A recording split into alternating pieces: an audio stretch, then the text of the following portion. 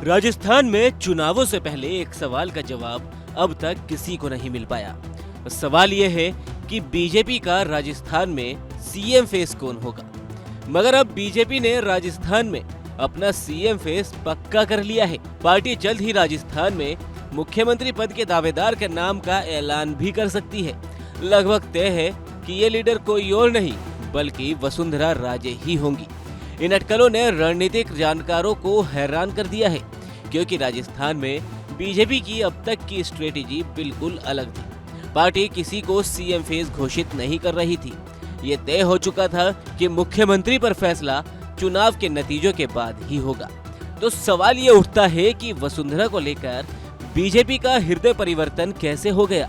आखिर बीजेपी को राजस्थान में अपनी रणनीति में बदलाव क्यों करना पड़ा। राजस्थान में वसुंधरा बीजेपी के लिए जरूरी है या उसके लिए मजबूरी है। इन सारे सवालों के जवाब तलाशेंगे तो बीजेपी की रणनीति में बदलाव का आपको पता चलेगा, जिसकी शुरुआत करीब 1 महीने पहले हुई, जब बीजेपी ने एक सर्वे कराया। ये सर्वे सीक्रेट था, तो इसकी रिपोर्ट को भी सीक्रेट ही रखा गया। इस रिपोर्ट में राजस्थान में बीजेपी की चुनावी संभावनाओं का पूरा हिसाब था। रिपोर्ट में लिखा था कि बीजेपी राजस्थान में कांग्रेस से आगे चल रही है, लेकिन ये भी बताया गया कि कांग्रेस के मुकाबले बीजेपी मामूली अंतर से आगे है। पड़ताल में ये बात सामने आई कि अगर वसुंधरा राजे को सीएम फेस बनाया जाए तो बीजेपी को और ज्यादा फायदा हो सकता है। यानी वसुंधरा को सीएम फेस बनाने पर वोट के मामले में बीजेपी को कांग्रेस के मुकाबले निर्णायक बढ़त मिल सकती है। बीजेपी की ये रिपोर्ट जैसे ही दिल्ली पहुंची तो इसका असर भी देखने को मिला। इस चुनाव में हमारा एक ही चेहरा है और वो चेहरा है कमल। इस कमल को ही भारी बहुमत से जिताना है और हम इस कमल के नेतृत्व में, कमल के निशान से राजस्थान का भाग्य भी तेज गति से आगे बढ़ाएंगे।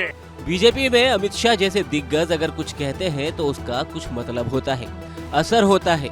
चंद दिनों पहले तक सामूहिक नेतृत्व की बात करने वाले अमित शाह अगर आज वसुंधरा सरकार की चर्चा कर रहे हैं तो ये उसी रिपोर्ट का असर है। क्योंकि 2018 के विधानसभा चुनाव में 13 सीटें ऐसी थी जहां हार और जीत का अंतर 1% से भी कम था। 10 सीटें ऐसी भी थी जहां 2% से भी कम वोट से हार जीत का फैसला हो गया और 15 सीटें ऐसी थी जहां 3% से भी कम वोट से हार जीत हो गई। यानी 200 सदस्यों वाली राजस्थान विधानसभा में करीब हर 5वीं सीट पर जीत हार का फैसला बेहद कम मार्जिन से होता है। और राजस्थान जैसे स्टेट में जहां हर 5 साल में सरकार बदलने का रिवाज रहा है, तो वहां 38 सीटें बेहद अहम हैं। इसलिए बीजेपी को राजस्थान में वसुंधरा की अहमियत का अंदाजा होने लगा है। वसुंधरा को लेकर बीजेपी लीडरशिप के इस हृदय परिवर्तन को समझना कतई मुश्किल नहीं है। बीजेपी का आलाकमान ये समझ चुका है कि वसुंधरा मास लीडर है, पॉपुलैरिटी के मामले में सबसे आगे है। राजपूत, जाट, गुर्जर और आदिवासी वोट उन्हें पड़ सकता है और बीजेपी के परंपरागत ब्राह्मण और बनिया वोटर का भी उन्हें समर्थन है। 70 साल की वसुंधरा राजे के पास सियासत का भी लंबा अनुभव है। अमित शाह वसुंधरा के शासन को मॉडल के तौर पर पेश कर रहे हैं। सबसे बड़ी बात तो ये है कि वो राजस्थान की 200 में से 60 यानी कि करीब 1/3 सीटों पर सीधा असर डाल सकती है। वो राजस्थान की जमीनी स्थिति से भी काफी वाकिफ है। यही कारण है कि बीजेपी राजस्थान में जीतने के लिए 5वीं बार वसुंधरा को ही मुख्यमंत्री के चेहरे के तौर पर प्रोजेक्ट कर सकती है। समझ लीजिए कि मजबूरी में ही सही, लेकिन मोदी और शाह को ये वसुंधरा के हक में फैसला लेना पड़ सकता है।